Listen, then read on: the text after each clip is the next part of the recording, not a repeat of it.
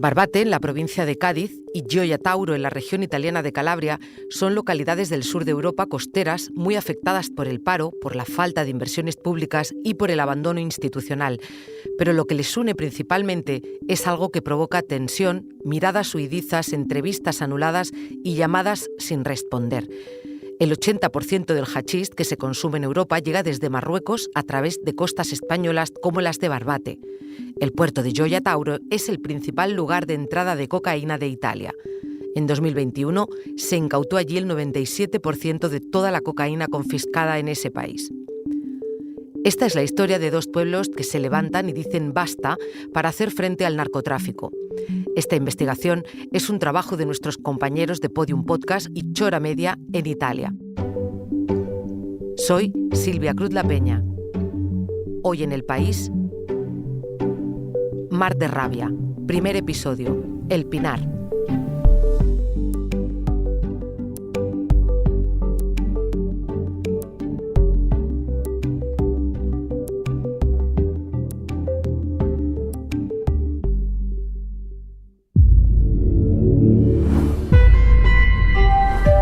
Podium Podcast.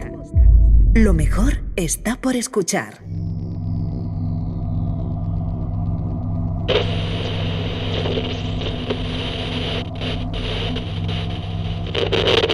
Dadme un segundo porque tenemos una noticia terrible en Andalucía. Han matado a dos guardias civiles embistiéndolos con su en el puerto de última hora. Hay confirmación oficial, son dos guardias civiles a muerto y mar arrodillados por que literalmente ha pasado por encima de ellos a ocurrir esta noche dentro del puerto de la Albufera.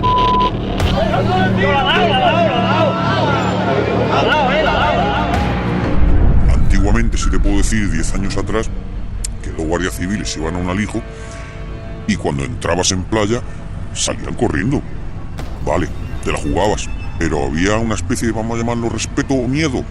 Bien, ahora no. Ahora ya vienen armados también, te la juegas.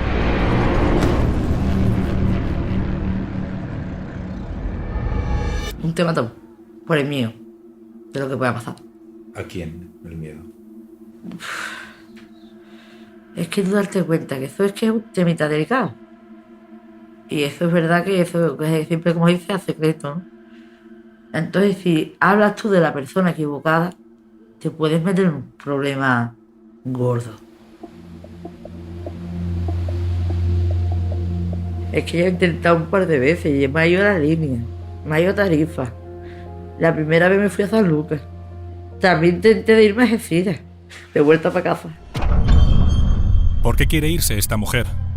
¿De qué tiene miedo? ¿Cuál es ese tema tabú? ¿Qué es secreto? ¿De qué personas no se puede hablar? Ella, la mujer con la que comenzaba esta historia, se llama Débora. Es vecina de Barbate. Quédate con su nombre porque nos acompañará a lo largo de todo este podcast. Ella es una de las muchas personas que viven en ese fantástico pueblo gaditano. Allí, como en muchas otras zonas del litoral español, se vive día a día junto a algo de lo que nadie quiere hablar, de lo que nadie parece saber nada. Si preguntas por eso en alguno de sus bares y tiendas, seguramente obtendrás un «no sé» por respuesta. Pero de lo que estamos hablando es algo que existe y con lo que se convive con la misma normalidad que con el atún de almadraba o la ternera de retinto. Es un vecino tan poderoso que, aunque nadie dice conocerlo, existe y aporta muchísimo a la economía del pueblo. Reparte más dinero que cualquier ayuda pública del gobierno.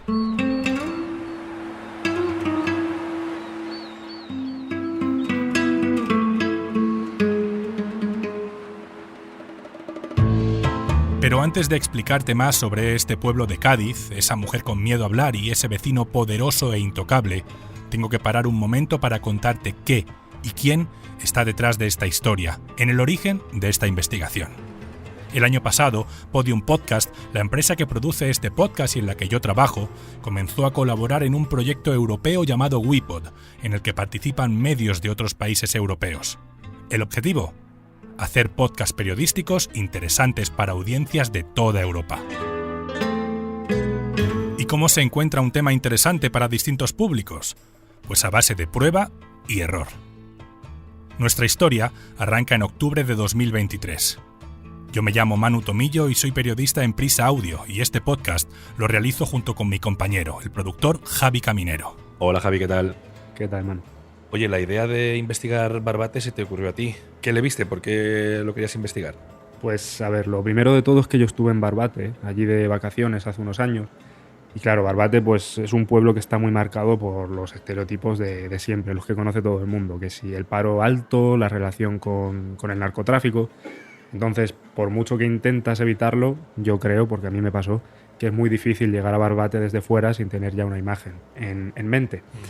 No sé muy bien qué me esperaba yo encontrar cuando llegué a Barbate, pero la verdad es que el pueblo me sorprendió muy positivamente. Creo que esto a ti te pasó también cuando estuviste la primera vez ya con este documental. Pues al final un lugar precioso, la gente encantadora.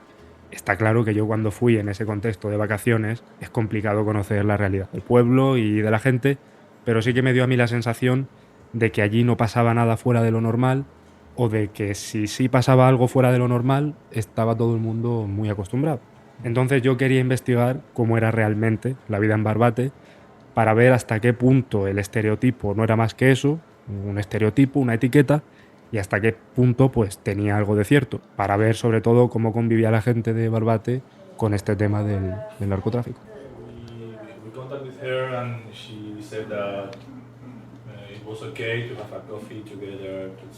El 14 de noviembre, Javi y yo viajamos hasta Milán, a la redacción de Cora Media, para terminar de perfilar el enfoque, la temática, los distintos episodios. A lo mejor te preguntas qué pinta en toda esta historia un medio italiano, pero apúntate un nombre: Gioia Tauro. Lo único que debes saber ahora es que Gioia Tauro es un pueblo en el sur de Italia, en la región de Calabria, y que aunque no lo creas, tiene mucho que ver con nuestro Barbate.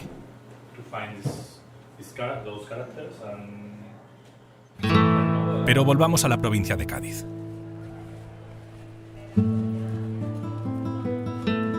Porque no hay trabajo. Es que no hay, es que...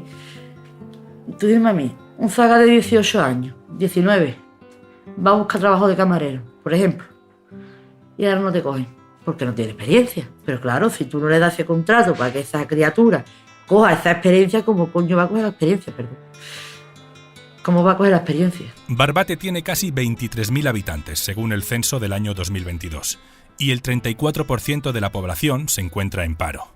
Cádiz es una de las provincias más afectadas por la falta de trabajo, y la mayoría de la población sale adelante por unas redes familiares que aguantan la economía y los cuidados cuando el empleo escasea.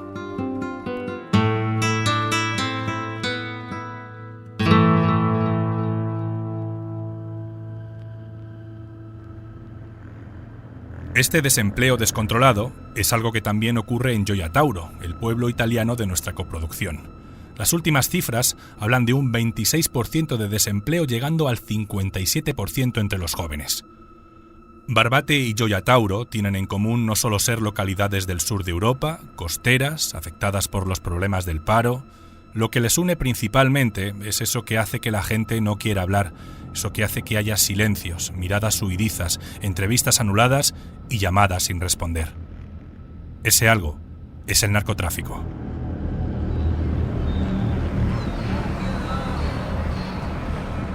La venta que hay aquí en esta barriada, en cualquier barriada, porque eso es que está por todos lados. La droga está en todos lados. Tanto que en Barbate, Veje, Coní, como en todos lados. En Barbate, el hachís está a la orden del día. Desde el pequeño puerto pesquero hasta las estribaciones del río, el tráfico de esta sustancia aumenta cada año, extendiéndose por gran parte de la costa andaluza. Solo en 2022 se decomisaron 324.700 kilos en la zona del campo de Gibraltar. Los narcos locales controlan el tráfico de esta sustancia, que se produce a escasos 14 kilómetros de allí. Las incautaciones de hachís se cuentan por miles de kilos cada vez que la Guardia Civil detiene una de las embarcaciones que trae la droga desde Marruecos.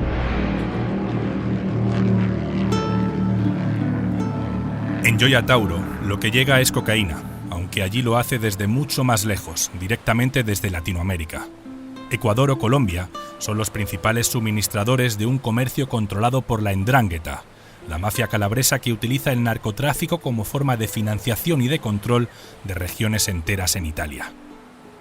Cuando se habla de droga en Europa, no solo hay que mirar a sus grandes capitales. 2 de los principales puertos de la droga son estas 2 pequeñas localidades del sur. El 80% del hachís que se consume en Europa llega desde Marruecos a través de las costas españolas, como las de Barbate. El puerto de Gioia Tauro es el principal lugar de entrada de cocaína de Italia. En 2021 se incautaron 13 toneladas de cocaína, el 97% de toda la cocaína confiscada intentando entrar a Italia. El narcotráfico es un negocio que genera cientos de millones de euros, pero que no sirve para enriquecer a sus vecinos, sino a los jefes de las mafias y a quienes colaboran con ellos, que llevan un tren de vida muy diferente. Para que os hagáis una idea, de un alijo de 3.500 kilos que llega a Barbate se puede obtener unas ganancias de 6,6 millones de euros. En las calles de Cádiz, un gramo de hachís puede costar 5 euros, en Madrid 7 y en Oslo 23. La cocaína juega en otra liga. Unos 2.700 kilos pueden alcanzar 800 millones de euros en el mercado. Desde las calles de estos pueblos del sur se puede explicar la industria global del narcotráfico y la lucha contra este negocio. Pero esta no es una historia sobre narcotraficantes. Esta es la historia de 2 pueblos que dicen basta. Bienvenidas a esta historia de silencios, rabia contenida y dignidad.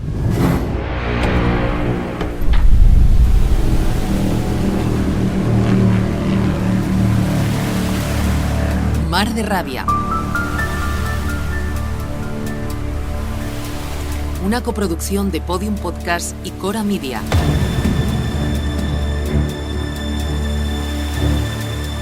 Episodio 1. El Pinar.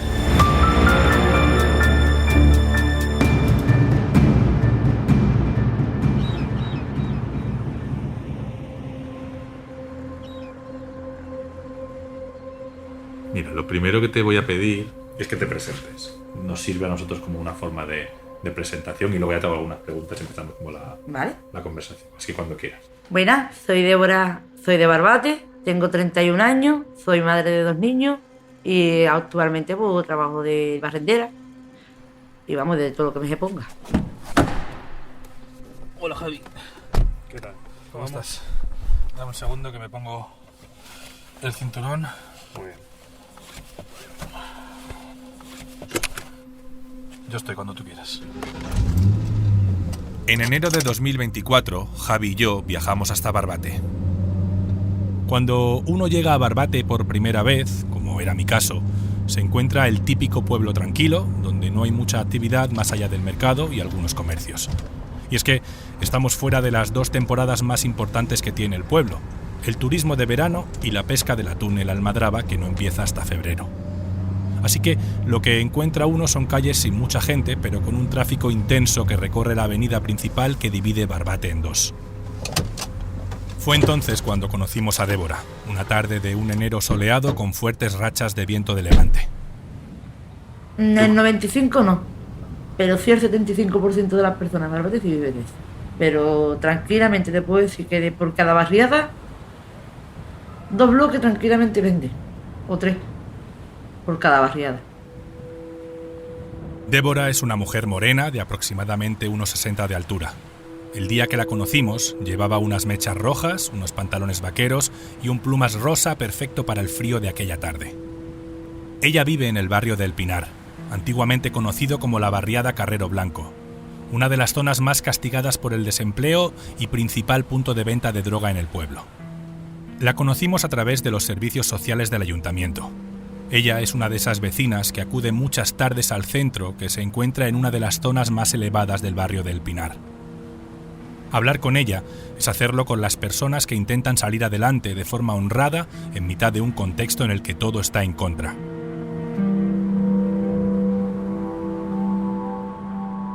Y creces en el entorno de todas estas cosas que hablamos, ¿no? Y ¿cómo es eso también? Me da coraje. En el sentido, no porque vendan, porque cada cual que haga con su vida lo que quiera. Me da coraje en el sentido de, tío, no has dado un puto palo al agua y tienes casa, coche, moto, y yo que estoy harta de trabajar no tengo ni una palabra que comprar. ¿En serio? Porque eso no es justo, ¿ves? Yo eso para mí, no. Hasta 2008, Barbate se llamaba Barbate de Franco. El nombre se puso por el apoyo que el dictador dio al pueblo cuando en 1938 se refundó, independizándose de Vejer de la Frontera. Sí, lo sé. Barbate de Franco hasta el año 2008, antes de ayer. Barbate es, además, un sitio muy particular. Aquí confluye la historia de un pueblo golpeado por el narcotráfico, pero también por las políticas comunitarias de pesca y por decisiones políticas tomadas en algunos casos en despachos muy lejos de Barbate, pero otras tomadas allí mismo. Sus mejores días se vivieron en los 70, con más de 100 barcos faenando, los pescadores a pleno rendimiento. El dinero entraba a espuertas, había 6 salas de cine, te dicen muchos vecinos recordando aquellos años. Pero llegaron los 80, la entrada en la Comunidad Económica Europea y todo cambió. El narcotráfico de hachís en toda la zona del Estrecho se remonta a esos años, cuando la aplicación de las políticas de cuotas en la pesca hizo que los pescadores, que hasta ahora faenaban principalmente en las costas marroquíes, tuvieran que alejarse de allí. Si preguntas por el pueblo, no son pocos los que todavía lamentan aquel 25 de enero de 1983, fecha en la que se aprobó la Política Común de la Pesca. Cuando el pescado marroquí dejó de estar disponible para ganarse la vida pescándolo, hubo que buscar otras maneras de vivir y algunos dieron el salto al hachís. Seguían faenando, pero con hachís, no con pescado. Los kioscos, los Ignacios, cualquier cosa, los lavaderos de coche, simplemente el hecho de compra y venta de coches, también blanquea, o con los números de las loterías, de la Navidad, de los 11, de cualquier cosa lo blanquea. Gimnasios, concesionarios de coches, inmobiliarias. En Barbate todo el mundo sabe cuáles son los negocios que sirven para blanquear el dinero a las personas que se dedican al narcotráfico.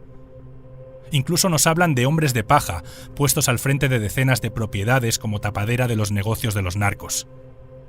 Aunque con un micrófono delante nadie se atreve a decirlo. En Barbate muchos te cuentan que si algún premio de la lotería cae en la localidad esa misma tarde, todos los boletos premiados han sido comprados por los narcos para blanquear su dinero.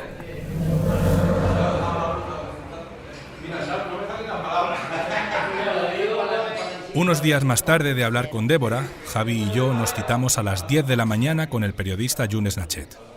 Él es un periodista marroquí que lleva viviendo en Barbate desde hace casi 40 años.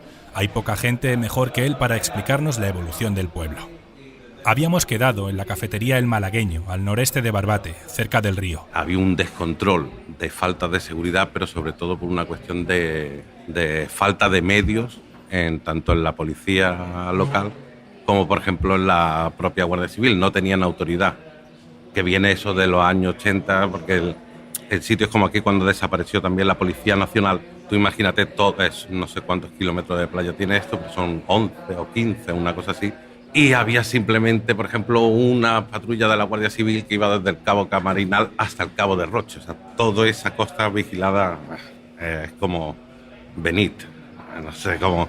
Luego, otra cosa que te llamaba la atención en esos años es que de repente la policía local, por ejemplo, tenía una falta de medios impresionante. No tenían, por ejemplo, walkie-talkie. Estamos hablando de...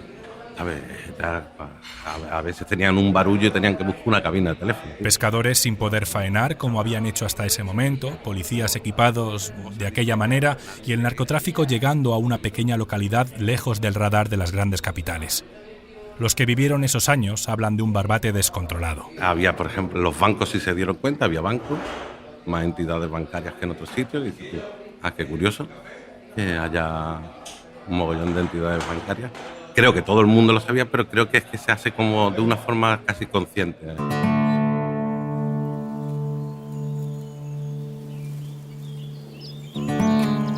El paisaje que rodea Barbate es espectacular, pero le impide crecer económicamente.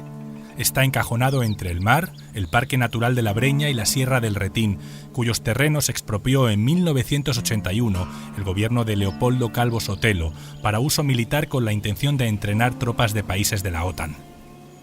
Aquella medida supuso quitarle al pueblo 5.400 hectáreas de un terreno que se extiende entre Barbate y Zahara de los Atunes y por el que el Estado pagó 43.000 pesetas por hectárea, algo más de 1.395.000 euros. Los barbateños se han acostumbrado a convivir con el ruido de helicópteros de combate y de las maniobras militares a escasos metros de su casa. En ese contexto de pueblo asfixiado por expropiaciones de terrenos y políticas comunitarias, en los 80 los narcos comenzaron a crecer. Los Guzmanes, los Norberto, los Mora Galindo, los Arcos Lucio, los Antón son algunos de los que protagonizaban y protagonizan el tráfico de drogas en la zona. Y, por ejemplo, en su momento había Antón, ¿no? Había escuchado. El propio abogado de Antón en su momento dijo: este no es el más importante narco de la zona ni de coña, es el más tonto. ¿Tú te crees que los verdaderos narcos van a coger y se van a comprar un tigre, un león o lo que sea, o van a... Venga, ya. Si yo me dedicase a eso no te enteras. Vamos, ¿qué quieres que te diga? Antón y el León, con una correa de oro con el que se paseaba por Barbate en los años 90, es una de esas imágenes icónicas y casi pop para explicar los primeros años del narcotráfico en el pueblo. Él, Antonio Vázquez Gutiérrez, ahora tiene 50 años y está en la cárcel Puerto 2 tras ser arrestado en 2015 junto con su hijo, menor de edad, intentando colar 240 kilos de droga en Conil.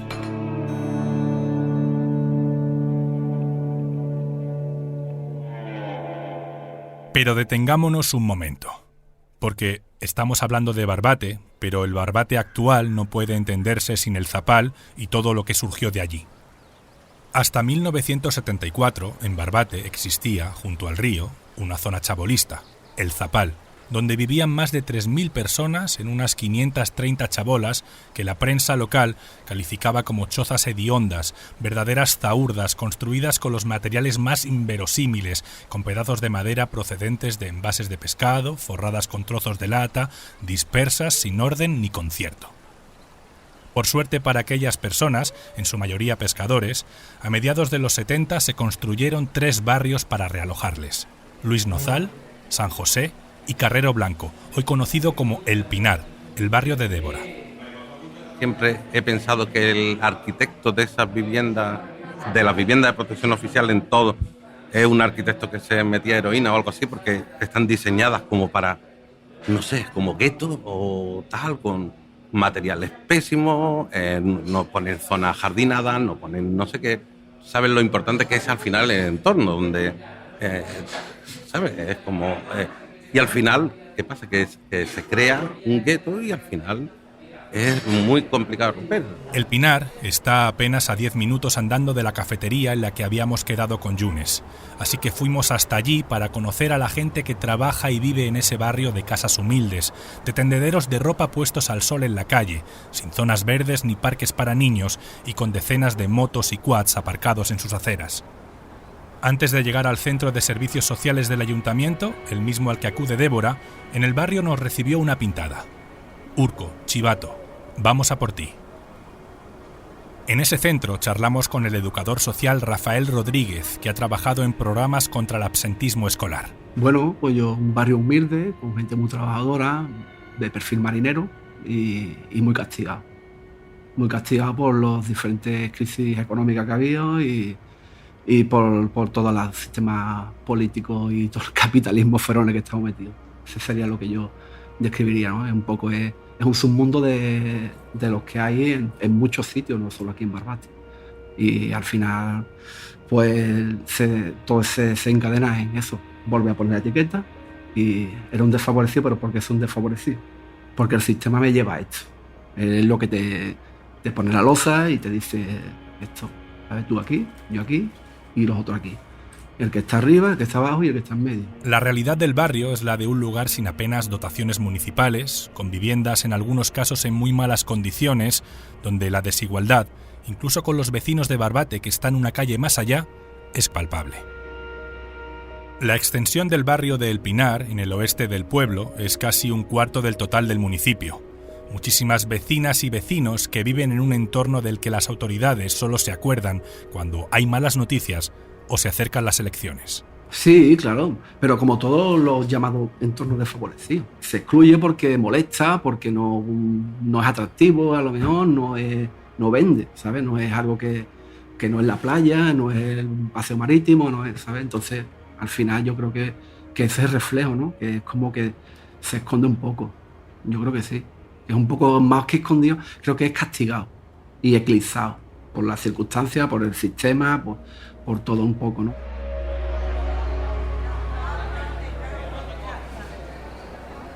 Si caminas por las calles del Pinar, seguramente te encontrarás con mujeres barriendo la puerta de su casa, con niños correteando de aquí para allá, pero para alguna gente que no vive en el barrio, ser del Pinar es un estigma, una etiqueta, casi una advertencia. No, porque sí he tenido amigas que, por ejemplo, que han vivido en la barriada esta de aquí y la madre le prohibía que viniera a Carrero Blanco a buscarme. Es que tú eres de Carrero Blanco, digo, pero yo es que no tengo nada que ver con lo que sea Carrero Blanco, para lo que era yo. Entonces, claro, si yo quería juntarme con su hija a mi casa no podía venir. En el Pinar tienes a escasos metros la comisaría de la Guardia Civil, el Instituto Vicente Aleixandre y uno de los principales puntos de venta de droga del pueblo. El número 9 de la calle El Pinar, a menos de 30 metros de donde hablamos con Débora. Es un viejo edificio blanco de 2 plantas con muchas de sus ventanas sin cristales, donde convive el trapicheo de droga con los vecinos de toda la vida. El barrio donde yo vivo, a vivir es tranquilo. De verdad que sí, te lo digo tal como siento. Vendieron 2 o 3 las casas ahí y entraron 2 o 3. Ella cambió la torna. Ya no existe humanidad, nos tratamos con orgullo despreciando la amistad. Antonia es otra vecina que conocimos en el centro social. Ella es una de esas supervivientes del barrio. Vive en la zona de los edificios de Serafín Romeu, muy cerca del Parque Natural. Tiene 57 años, aunque su cuerpo es la muestra de una vida llena de trabajo duro. Mira, yo he cogido higos, he cogido madroños, he cogido caracoles, he cogido erizos, he cogido palmitos, he cogido de todo un poco. Me metió en el agua a las 7 de la mañana, agua hasta aquí. Los olajes, las oleadas, me bañaba toda. Un frío. Escucha, lo he pasado muy mal, ¿eh? En la infancia mía lo he pasado muy mal, ¿eh? Porque el trabajar tiene WhatsApp, chica, que yo era un adolescente. Yo no aprendí a leer porque tenía que ir yo con mis padres a buscarnos la vida para comer. Su historia es la de una mujer que sabe lo difícil que es vivir en un barrio que parece no importarle a nadie. Un barrio que tiene algunos detalles que para quienes no se fijen bien pueden pasar desapercibidos. Los kioscos y el corrillo de personas sentadas al fresco que pasan el día en torno a una litrona y una bolsa de pipas, o los quads, esas motos todoterreno de 4 ruedas. Quédate con esto porque más adelante nos será importante para conocer mejor Barbate. Un poco abandonada, sí, y bastante. Porque si yo no fuera porque digo para arriba, nadie se acuerda de nadie. El que tiene la cartera llena no se acuerda del que no tiene. Eso es así. Y yo estoy harta ya de todo. De verdad te lo digo. Yo he sufrido en mi vida como cualquier persona puede sufrir. Ni más ni menos. Pero en mi vida también ha sido también dura. Antonia vive en su casa junto a sus 3 hijos y 2 nietos, en un edificio que nos dice que ya no tiene luz en los espacios comunes. Ella y su familia viven con los 350 euros que cobra de ayuda social. Un dinero que nunca alcanza y que Antonia se las ve y se las desea para conseguir. Perdida entre la burocracia para acceder al ingreso mínimo vital y otras ayudas públicas. Por ejemplo, mi vida es un calvario, ¿eh? Mi vida es un calvario bastante grande, ¿eh? Porque yo llevo años. Vino uno del 5º vino y lo dejaron fijo. Y yo con 3 hijos en el mundo, huérfano de padre, que su padre se murió a los 36 años. Y que a mí no me den orfandad, ni viudedad, ni nada de nada. Antonia es una mujer pequeña, aunque dura y resistente, que ha vivido la muerte de 2 maridos, el peso de llevar una familia adelante, una luchadora que ha hecho frente a 1000 problemas, pero que ante el narcotráfico tiene miedo. Muchas veces sí. Uno está asustado, claro. Porque es que yo no lo hago y no tengo por qué estar temerosa, ni asustada. Y en mis hijos, mi casa, hay mucha necesidad. Si yo no lo estoy haciendo, ¿por qué tengo que yo estar asustada por casa de la gente? En mi casa misma, propia. Yo no tengo por qué estar asustada. Porque yo esas cosas no las estoy haciendo. Que la haga quien la haga, me da igual. Pero yo no tengo que por qué tampoco vivir. Que muchas veces vivo, escucho cualquier ruido, ¡ay, qué bien! Y salgo para afuera asustada. La verdad, ¿qué quiere que te diga? Te lo digo de corazón, ¿eh? Y hasta ahí te puedo hablar. Su queja es la de la mayoría de los vecinos del Pinar, gente trabajadora, humilde, que llega a fin de mes como puede y conviven con otras personas que han decidido que el tráfico de drogas es la mejor manera de ganarse la vida. Pero hay mucha gente que ahora hace eso. Así. Un montón. ¿Y tú conoces a esa gente y no les dices por qué lo haces? No, porque cada cual que haga con su vida lo que mejor le parezca. Porque yo con mi vida tengo que me sobra. Y si tú te estás buscando eso, tú sabrás a lo que tú te pones. A que te cojas y te metas unos pocos de años en la cárcel. Y tu hijo y tu mujer sé que en tu casa llorando por ti. Y sufrir en ir a verte, en meterte dinero. Y todo lo que coges es para ti para la cárcel. Y luego se ve y así. Y es peor. Es peor, porque vienen más revenidos. Vienen con más potencia. Y te lo digo yo. Pero es dinero fácil también, ¿no? Es dinero fácil, son muy buenos dineros. Yo te voy a decir una cosa, yo no tengo ni lavadora, me casaron hace un mes. Pa' colmo. Impotencia, rabia, miedo. Cuando hablamos con Antonia, todos esos sentimientos se ponen sobre la mesa. Pero, ¿por qué entonces no hacen algo? ¿Cómo no cambia la situación? Cuando manda el narco, gobierna la ley del silencio. Pues claro que sí, eso no se puede hablar con nadie. Esas son cosas que son tan ocultas y que no se puede decir, ¿me entiendes? Porque luego tú eres una chivata y te cortan la lengua en la cárcel. O allí o aquí. Mira, la chivata. Que no los quiero decir. Un chivato es lo peor que hay en la vida. En el siguiente episodio miraremos hacia otro lugar importante en el pueblo, porque sus problemas muchas veces empiezan no por lo que pasa en las calles, sino por lo que viene desde el mar. Mira, yo embarazada de mi niña, me enteré, esa fecha estaba diciendo que era la fecha en la que no tenía un duro, tenía que dejar mi casa, tenía que irme para San Lucas y yo sabía lo que se me iba a venir lo harto. Y me enteré que había caído un encargamento aquí. Pues yo, con mi panza, me fui a buscarlo. Mala suerte mía que no encontré nada. Pero si yo llego a ver encontrar algo, pues imagínate, no me hubiera haber pasado ni por la mitad de lo que yo viví.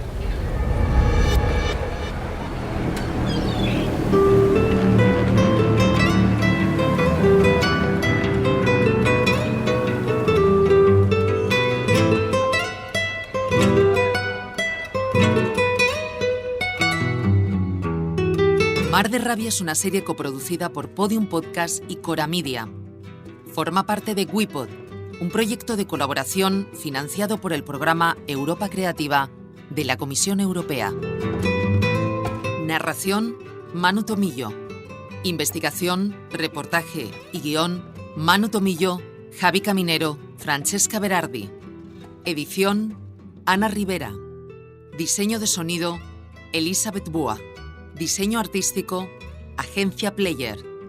Project Manager, Enar León. Productora ejecutiva, Ana Rivera. Coordinador de producción y redacción, Alexander Damiano Ricci, de Europod. Esta coproducción está financiada por la Unión Europea. No obstante, las opiniones y puntos de vista expresados son responsabilidad exclusiva del autor o autores y no reflejan necesariamente los de la Unión Europea. Ni la Unión Europea ni la autoridad que concede la subvención pueden ser consideradas responsables de las mismas.